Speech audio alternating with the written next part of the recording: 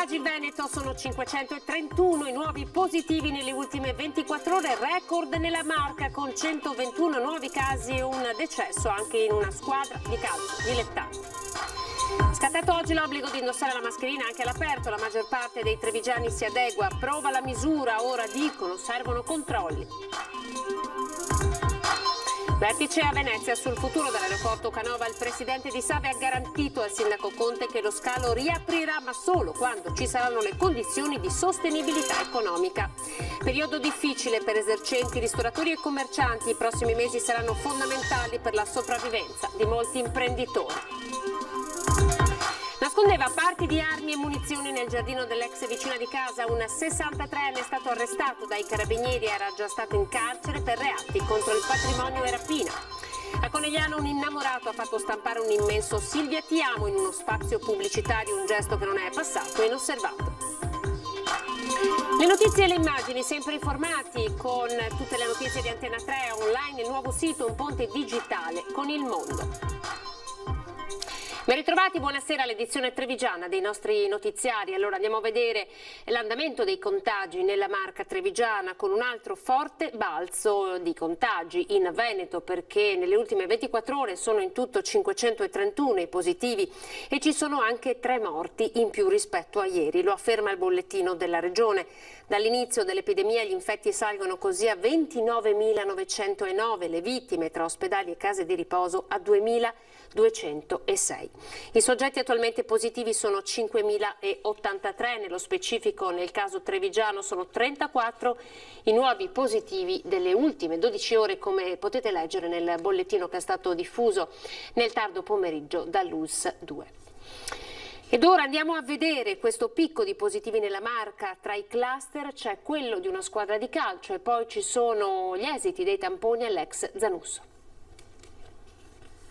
Treviso in testa oggi come numero di casi, con 121 positivi, risulta la più colpita tra le province della regione. A balzare all'occhio il cluster che riguarda la società di calcio dilettantistico FC Basalghelle di Mansuè, in cui gli allenamenti, ci spiega il direttore sportivo Fabio Carlet, sono stati sospesi da martedì 29 a seguito del riscontro di uno dei ragazzi risultato positivo al tampone. Sottoposti a screening tutti e 25 i giocatori, compresi tra i 19 e i 32 anni, ad oggi i dati ufficiali dell'ULSS parlano di 9 positività e tutta la squadra in quarantena.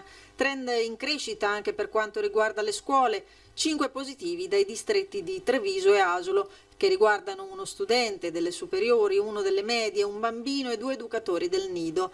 Dalla panoramica viene comunque ribadito un dato rassicurante, che gli attuali positivi sarebbero per lo più asintomatici. Non abbiamo casi di ricovero, quei pochi ricoveri che abbiamo, che sono 18-19 ricoveri, sono tutti ricoveri di persone molto anziane con pluripatologie e quindi di conseguenza si trovano in ospedale. Altro fronte aperto quello delle aziende con mini cluster, in cui emergono 18 persone positive in totale, su 3 aziende diverse dei distretti di Pieve, Treviso e Asolo. Infine il secondo giro di tamponi al centro di accoglienza all'ex caserma Zanusso, uno screening di massa eseguito su 110 ospiti e 11 operatori. Della Zanusso oggi abbiamo fatto il molecolare, quindi non il rapido ma il molecolare, per appunto verificare quanti di questi che erano negativi possono essersi positivizzati. Se tutto va bene, noi fra esattamente 10 giorni andremo a fare il test definitivo, speriamo che si negativizzino tutti, per cui poi possiamo lasciarli tranquillamente uscire. Si attendono i risultati dei 5 tamponi effettuati ad altrettanti contatti avuti dal dipendente di una cooperativa del mercato ortofrutticolo di Treviso. È un operatore che lavora al mercato, che è un coordinatore della cooperativa, il quale a sua volta ha avuto 5 contatti stretti. Li stiamo testando, l'esito del tampone lo avremo questa sera. E la Trevalli di Vazzola, al centro dell'attenzione estiva con uno dei focolai più numerosi, ha rivissuto la paura con il riscontro ieri di un lavoratore positivo. È un caso positivo di uno che rientrava al lavoro, per cui è stato circoscritto e non tocca gli altri lavoratori. Quindi casomai testata la famiglia e il nucleo familiare e i contatti familiari. Mascherine obbligatorie da oggi, siamo andati in centro città per vedere i trevigiani come hanno accolto il nuovo decreto. È giusto, proteggiamo gli altri, se tutti la mettono non ci saranno meno contagi. penso. Spero. Eliminare no, non penso, però rallenti il contagio, quello sì, sicuramente aiuta un po'. Una cosa giusta, logica, almeno ci proteggiamo un po'. La mascherina diventa obbligatoria anche all'aperto. Oggi a Treviso, in centro, era indossata da tutti. Proprio nel giorno in cui il Veneto tocca il record dei contagi dopo la fine del lockdown, con quasi 400 casi nelle ultime 24 ore. Numeri che iniziano a spaventare nonostante il dato delle terapie intensive continui a non destare preoccupazione. Speriamo bene perché fa un po' paura. Credo che sia veramente opportuno, tanto portarla un pochino al giorno non cambia niente. Uno sforzo importante ed accettato da molti, complice la paura di tornare indietro, nonostante tutti i sacrifici fatti fino ad ora. Anche come genitori richiudere di nuovo scuole e tutto è una cosa abbastanza pesante per tutti. Speriamo che finisce prima possibile. Guardi, io non vivo qui, ma l'Italia al momento è uno dei paesi più sicuri probabilmente in Europa, quindi facciamo attenzione per qualche mese e poi... Anche lezione la teniamo su, naturalmente non è che faccia piacere, però se ci viene detto di far così c'è una motivazione ed è giusto che tutti la rispettiamo. Nei locali è un po' difficile, però bisogna riuscirci. sì, bisogna essere un po' più responsabili su questo. E c'è chi azzarda anche un era ora. La multa è salata, può arrivare fino a 1.000 euro. I controlli promettono, le amministrazioni saranno serrati, la partita adesso è davvero troppo importante. Diciamo che è l'unico deterrente non medicinale che secondo me può essere utile. Speriamo che tutti comprendano questo e che seguano le regole. Dobbiamo salvaguardarci e dobbiamo responsabilizzarci. Se non risolviamo adesso che la situazione è così, in futuro la situazione peggiorerà, quindi io chiedo a tutti noi ragazzi appunto di fare un piccolo sforzo, un piccolo passo per noi stessi e quindi se miglioriamo noi, se miglioriamo gli altri, miglioriamo anche noi. Fai la tua parte con te stesso. Parliamo di aeroporto Canova di Treviso, quale futuro per lo scalo trevigiano? Oggi a Venezia c'è stato un incontro tra il presidente di Save e il sindaco Mario Conte. Il problema non è aprire l'aeroporto, il problema è far arrivare i passeggeri. Appena arriveranno i passeggeri apriremo l'aeroporto e questo non dipende purtroppo da noi, dipende da come andranno i casi in Italia, quale sarà l'escalation dell'epidemia. Non gira attorno al nocciolo della questione il presidente di Save Enrico Marchi. La chiusura dell'aeroporto di Treviso non è questione di chissà quale impedimento, ma semplicemente e drammaticamente di sostenibilità delle spese. Al momento la certezza è il crollo del volume di passeggeri. A Venezia meno 65% in agosto, dato peggiorato al 73% in settembre, mentre in questa prima settimana di ottobre sono 9 al giorno i voli che da Treviso sono stati trasferiti al Marco Polo. Con questi numeri è impossibile per Save pensare di riaprire il Canova. Oggi il vertice con il sindaco di Treviso Mario Conte, che ha riportato la preoccupazione degli operatori economici del territorio, un incontro nel quale è stata concordata una serie di azioni Che quantomeno tolgono i dubbi sul futuro, quindi l'aeroporto di Treviso riaprirà, non sappiamo dire quando perché è una problematica che è più grande di noi, si parla di una pandemia mondiale, ma non appena ci saranno le condizioni l'aeroporto di Treviso riaprirà. E per dar conferma di questo, Save si è resa disponibile ad anticipare anche degli investimenti, come quello legato alla realizzazione della passerella sulla Noalese e ha confermato anche l'investimento da 54 milioni, tra l'altro avendolo inserito nel Recovery Fund richiesto al governo. Save ha quindi rassicurato sull'intenzione di riaprire lo scalo non appena ci saranno le condizioni di sostenibilità. Per questo ci siamo anche detti pronti a estrapolare dal piano via le iniziative che si possono intraprendere e cominciare i cantieri, se fosse possibile, cominciare i cantieri di alcuni investimenti. Il Comune ha anche chiesto a Save la disponibilità futura a rendere il Canova una base per Ryanair. Anche da questo punto di vista ho trovato la disponibilità del presidente Marchi a dialogare con Ryanair per creare questa opportunità straordinaria per il nostro territorio. Imprenditori, ristoratori, i prossimi mesi saranno fondamentali per la sopravvivenza di molti imprenditori. La FIPE ha lanciato l'hashtag No chiusure, sì ai controlli. Per ora nessuna novità per esercenti e ristoratori, ma le voci di possibili chiusure anticipate o riduzione della capienza nei locali ha fatto tremare le associazioni di categoria. Sono stati gli ultimi a riaprire, spiega Dania Sartorate, presidente della FIPE. Ulteriori provvedimenti porterebbero ad una crisi senza precedenti e alla chiusura di molti locali. L'hashtag che abbiamo lanciato in queste ore è no alle chiusure, sì ai controlli. Che cosa vuol dire? Che le chiusure sono davvero, cioè, già è possibile immaginarle in uno scenario come questo. Di sicuro se la legge dovesse imporre la chiusura per obbligo sarebbe di difficile immaginazione, insomma uno scenario veramente diverso da quello catastrofico. Non ha mezzi termini, ora la parola d'ordine è resistere, ma per farlo bisogna collaborare. Fra le iniziative Sartorato lancia l'appello alle amministrazioni comunali sulla proroga dei plateatici e dare la possibilità ai titolari di installare funghi o impianti per riscaldare l'esterno. Perché proprio per il distanziamento che si dovrà mantenere all'interno, fare delle aree cuscinetto dove i clienti possano sostare in attesa che i tavoli vengano ripreparati e che ci sia la possibilità di accedere ai locali senza stare tutti in attesa all'interno, perché evidentemente poi fuori potrà piovere, potrà essere freddo e quindi l'utilizzo degli esterni in questa direzione. Ecco, le previsioni per i prossimi mesi sono più che preoccupanti. Di fatto le previsioni al 31 di dicembre non sono assolutamente incoraggianti, nel senso che l'occupazione sarà fortemente compromessa, non solo non ci saranno nuove assunzioni in più rispetto all'anno precedente evidentemente, ma ci sarà una perdita di posti di lavoro che è stimata tra agosto e dicembre al meno 70%. L'appello della FIPE è rivolto a tutti, locali e clienti. Rispettare le regole significa salvare posti di lavoro e salvaguardare la salute di tutti. C'è una cronaca a Castelfranco con l'operazione dell'Arma dei Carabinieri, compagnia di Asolo e Castelfranco, che hanno scoperto chi aveva nascosto delle armi da guerra nel giardino di una vicina.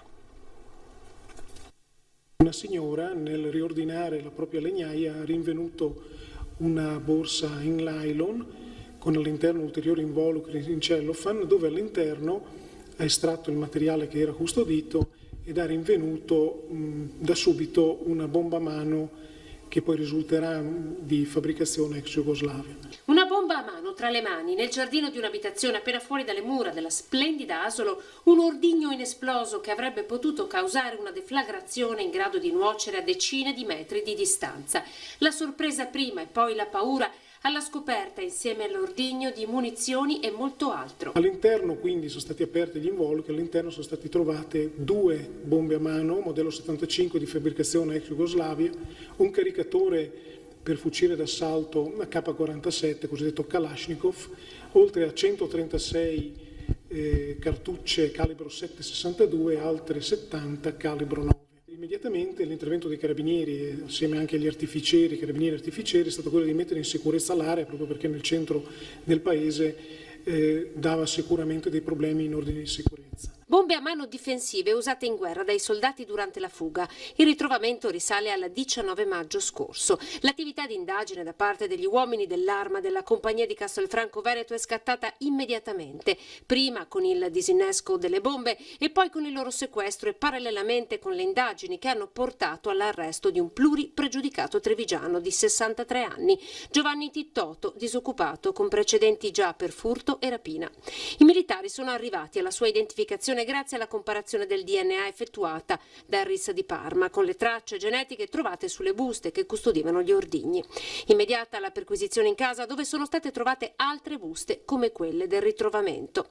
L'uomo in passato aveva abitato proprio lì accanto e avrebbe usato dunque la casa dell'ex vicina come nascondiglio per il suo arsenale da guerra. Con il provvedimento notificatogli nella giornata di ieri è stato associato alla casa circondariale di Treviso. Questi reati, fra l'altro la detenzione di materiale deflagrante da guerra, oltre a parti di armi da guerra, munizionamento da guerra e comune da sparo, sono previste pene piuttosto severe in materia di reclusione.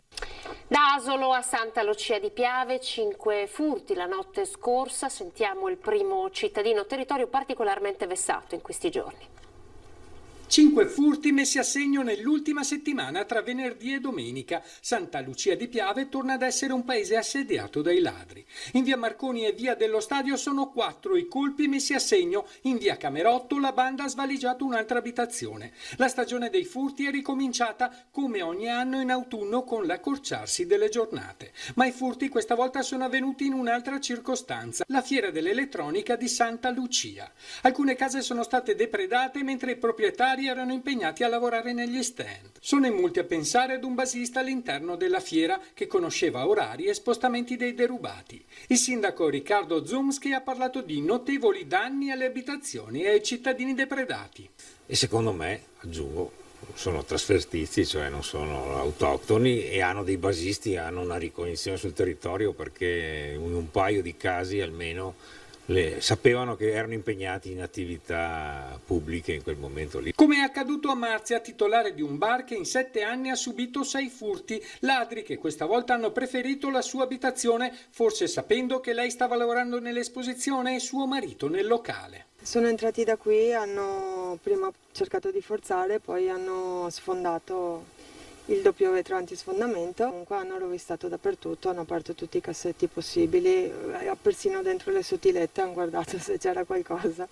Furfanti che hanno rubato i pochi contanti e i gioielli che Marzia aveva indossato il giorno del suo matrimonio, ma il peggio viene dopo il furto, perché degli estranei che si introducono in casa contro la volontà di chi ci abita è una violenza insopportabile. Non ti senti più neanche sicura a casa tua, adesso sei sempre che guardi fuori, sempre attento, ti chiudi dentro in camera, ti chiudi dentro dappertutto, è brutto. L'intero territorio sotto assedio dei ladri indigna il primo cittadino. Bisognerebbe dotare le forze dell'ordine di droni per inseguire non solo coloro che sono senza museruola all'aperto, ma inseguire i ladri, scovare i ladri, fare un controllo del territorio, cosa che non vedo. Ieri sera in centro a Treviso c'è stata invece una violenta aggressione. Vediamo i dettagli. Una rissa tra stranieri per futili motivi e finita a bottigliate, l'ennesima violenta aggressione è scoppiata ieri sera all'interno di una sala slot in via Roma a Treviso. Protagonista un 21enne nigeriano che dopo un diverbio con un connazionale di 32 anni è passato dalle parole ai fatti. Il 32enne ha cercato di scappare, è stato inseguito fino al vicino sottopasso della stazione dove il 21enne l'ha raggiunto colpendolo alla testa con incredibile violenza con una bottiglia rotta. A chiamare il 113 alcuni passanti che hanno assistito all'aggressione. I poliziotti, giunti subito sul posto, hanno a fatica separato i due, bloccando ed arrestando l'aggressore accusato di lesioni personali aggravate. La vittima è stata portata all'ospedale dove i sanitari gli hanno medicato il profondo taglio alla testa. L'arma utilizzata per l'aggressione, la bottiglia rotta, è stata recuperata in un'aiola poco distante.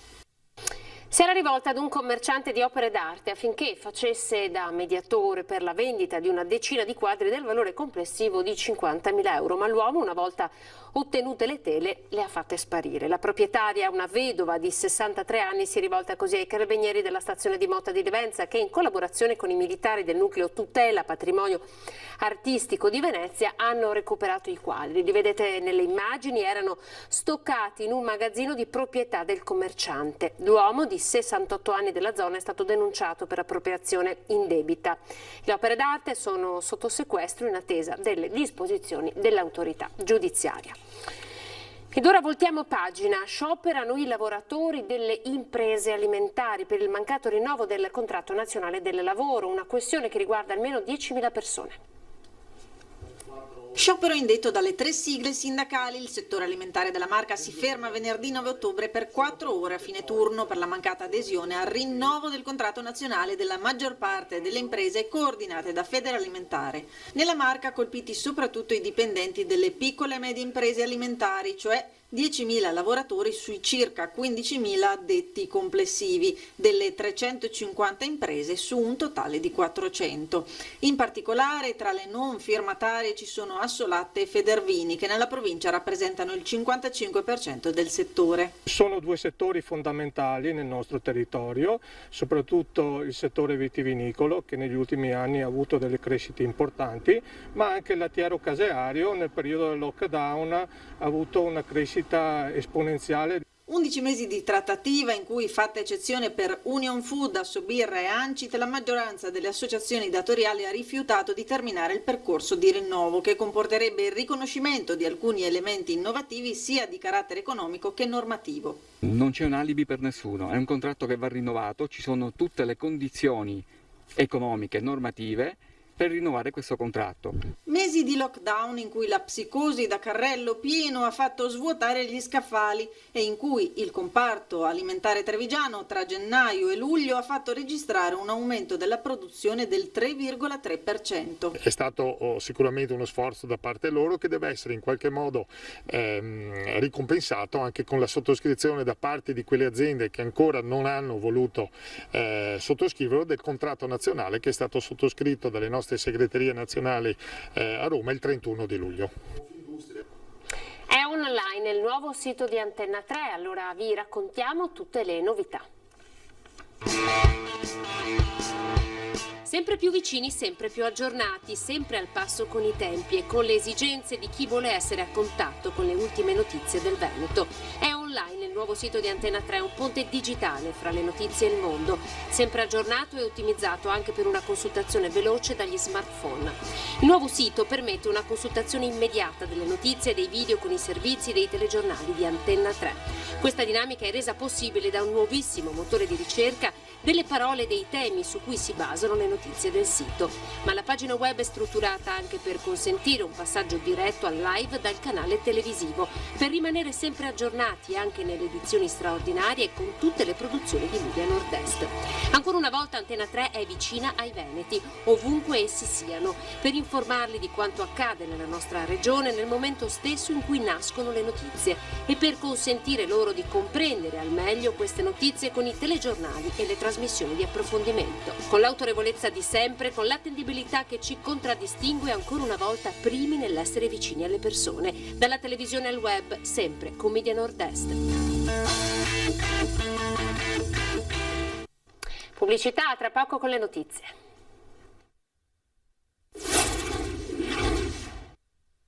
Eccoci, ripartiamo da una storia d'amore che ci porta a Conegliano, guardate.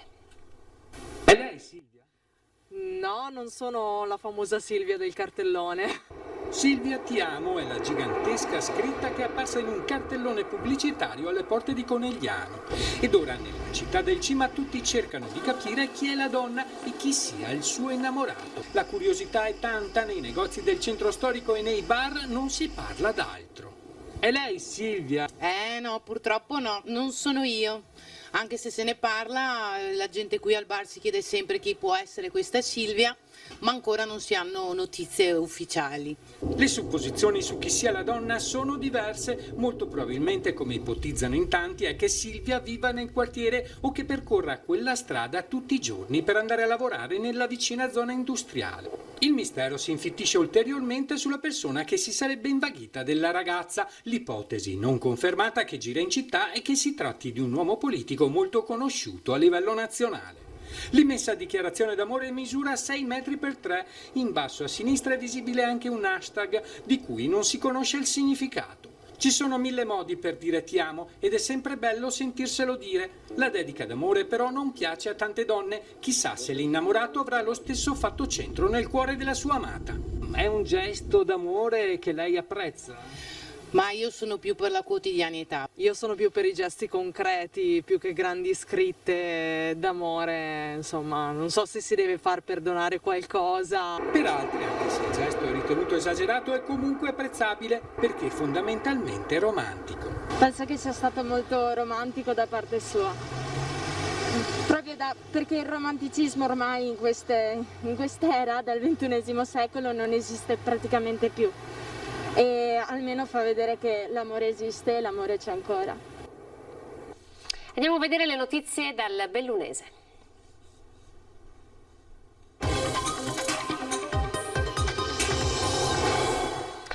Eccoci allora in apertura di questa edizione del TG del Bellunese. Andiamo a Lozzo di Cadore, dove si è da poco appresa la notizia che c'è stato un tragico investimento. Un fratello e una sorella non conosciamo ancora la loro identità né l'età, sono stati investiti di fronte alle poste di Lozzo di Cadore mentre stavano attraversando la strada da un'automobile. L'uomo è deceduto, è arrivato l'elicottero che ha portato invece la donna all'ospedale, le sue condizioni non sarebbero gravi. Pare che all'origine dell'incidente ci sia stato un abbaglio dovuto al sole. Ed ora facciamo il punto sull'emergenza Covid nelle ultime 24 ore nel Bellunese con i casi anche all'Istituto Alberghiero Dolomiè di Longarone. Ieri abbiamo registrato una casistica importante di una 60ina di nuove positività, fortunatamente per la gran parte paucisintomatiche o asintomatiche. Nuova impennata di contagi, 60 nelle ultime ore nel Bellunese, ma che non hanno richiesto l'applicazione di nuove misure di quarantena. Tutti infatti erano già in isolamento domiciliare perché contagiati in famiglia. L'Ulls 1 Dolomiti conferma che in questi giorni la nuova ondata di casi ha causato un rallentamento nella refertazione nei laboratori, che sarà però presto arginato con l'arrivo di nuovi test rapidi che andranno a sostituire i tamponi molecolari. I focolai in Comedico sono sotto controllo, ma stanno interessando anche altri centri del Cadore e dell'Ampezzano. Da qui il messaggio chiaro del direttore del servizio di igiene e sanità pubblica rivolto a tutti. Dobbiamo prepararci a mesi ancora difficili. È una situazione sulla quale stiamo mettendo insieme con le autorità locali le nostre migliori energie e contiamo di riuscire a contenere l'evoluzione epidemica per quanto possibile. Abbiamo bisogno dell'aiuto delle famiglie, dell'aiuto dei cittadini con il rigoroso rispetto dell'isolamento e della quarantena, con l'utilizzo costante in ogni contesto della mascherina, col lavaggio frequente delle mani e soprattutto con l'evitare situazioni di assembramento. Nelle scuole 4 sono stati i casi riscontrati, 3 alunni dell'Istituto Alberghiero Dolomiè di Longarone e un insegnante. Immediato l'intervento che ha disposto anche la chiusura del convitto maschile frequentato da 2 dei ragazzi risultati positivi. Abbiamo disposto la chiusura di una delle 2 classi, in quanto abbiamo registrato 2 casi tra i ragazzi, e abbiamo tenuto aperta invece l'altra sezione, monitorata chiaramente, in quanto abbiamo registrato un solo caso negli studenti. Questa mattina verso le 5 al Casoletto di Feltre un 33enne del posto al volante di una Mercedes ha investito un gregge di pecore, almeno 8 sono morte subito, mentre per le altre si è reso necessario l'intervento del veterinario. Il conducente dell'auto è stato denunciato per guida in stato di ebbrezza. Al controllo è stato trovato con un tasso alcolemico di 2,4, patente e auto sequestrate dai carabinieri. 44 interventi per un valore di 37 milioni di euro. Andiamo a vedere che cosa sta facendo Veneto Strade sul territorio. 6 progettazioni per un totale di 2.646.000 euro. Si tratta di progetti appaltati nel Bellunese da Veneto Strade per il rifacimento delle strade dopo Vaia e la messa in sicurezza dei versanti più danneggiati. Un lavoro che va avanti senza sosta in una provincia che sta tentando di tornare alla normalità. Un elenco corposo dove ci sono lavori per 228.000 euro e altri molto più impegnativi, come gli interventi sulla strada regionale 47 delle Dolomiti per adeguamenti idraulici dei ponti in località Rio Gere, Lago Scini in comune di Cortina d'Ampezzo, altri 3 milioni e mezzo per la riduzione del rischio idrogeologico lungo la strada provinciale 49 di Misurina in comune di Auronzo di Cadore. Progetto importante anche quello che sarà realizzato sulla provinciale 347 da Passo Cerada a Passo Duran, con adeguamento e messa in sicurezza dell'intersezione con la strada statale 51 a Lemagna. E domani è il 9 di ottobre, il 57esimo anniversario della strage del Vajont a Longarone. Gli abitanti chiedono che quel dramma annunciato non venga dimenticato. Non si può dimenticare una cosa del genere. Sono una superstite. Ho perso un marito, ho perso mamma, papà, tutta la mia famiglia. Più di così. 9 ottobre 1963, una data impressa in modo indelebile nella memoria di chi ancora a Longarone ci abita e rivive ogni anno la tragedia del Vajont come una ferita ancora aperta, un disastro annunciato che non si può e non si deve dimenticare. È importantissimo, insomma. No, così l'uomo impara a non fare danni, perché lo sapevano che succedeva i danni invece hanno fatto lo stesso e così è successo il disastro e la storia non bisogna cancellarla.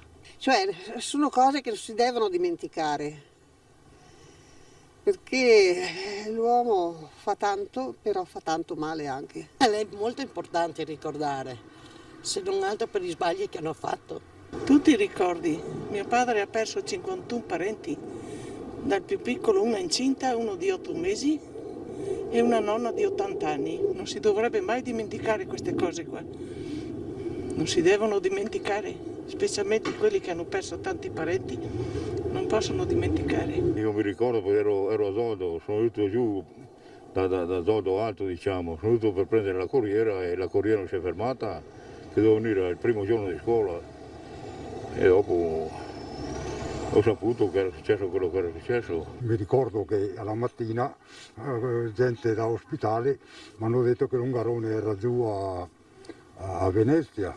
E dopo mi hanno spiegato anche il perché. I miei amici, i miei cugini, io li ricordo sempre, anche se sono passati tanti anni. Anche perché è provocata, non è che sia venuta tipo terremoto così, questa si sapeva già noi che eravamo su là, che quando andavamo a falciare erano tutte le righe sui prati che facevano i prati si aprivano e allora non è giusto. Secondo me si sapeva e allora è giusto anche che si ricordi. Ormai i vecchi sono andati, i giovani, però ostia, è un evento che qualcuno dice che quella sera sulla zona del Monte Tocla, sotto la frana, gli alberi da così che sono erano già così, vuol dire che era un pezzo ormai che veniva in giù.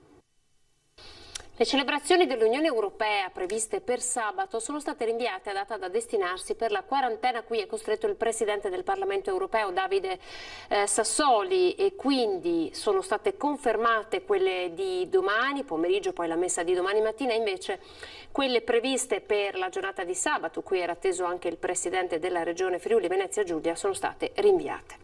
E venerdì prossimo saranno 57 anni, l'abbiamo detto. L'Eco del fango è il documentario che vi proponiamo proprio venerdì sera alle 21:15, realizzato da Ferdinando Avarino e Fabio Verin, drammatico e toccante racconto attraverso testimonianze, ricostruzioni e ricordi di un evento che nessuno può e vuole dimenticare. Allora ricordate l'appuntamento di domani sera con il documentario realizzato da Ferdinando Avarino e Fabio Verin alle 21:15. È tutto per questa edizione, io vi lascio alle previsioni del tempo. Grazie per essere stati in nostra compagnia anche stasera. Arrivederci.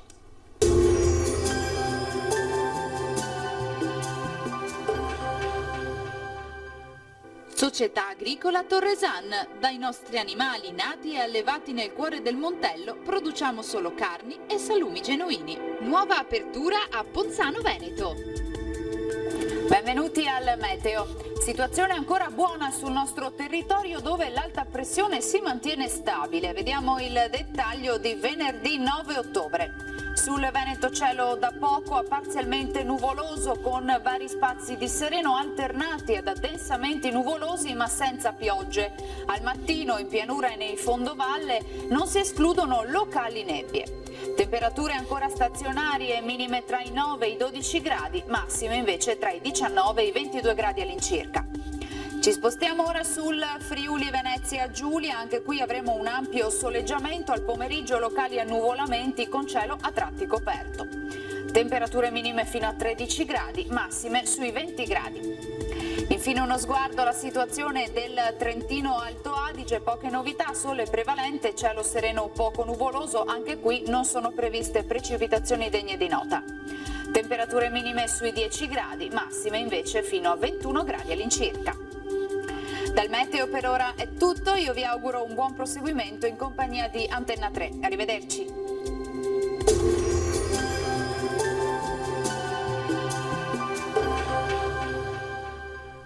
Società Agricola Torresan. Dai nostri animali nati e allevati nel cuore del Montello produciamo solo carni e salumi genuini. Nuova apertura a Ponzano Veneto.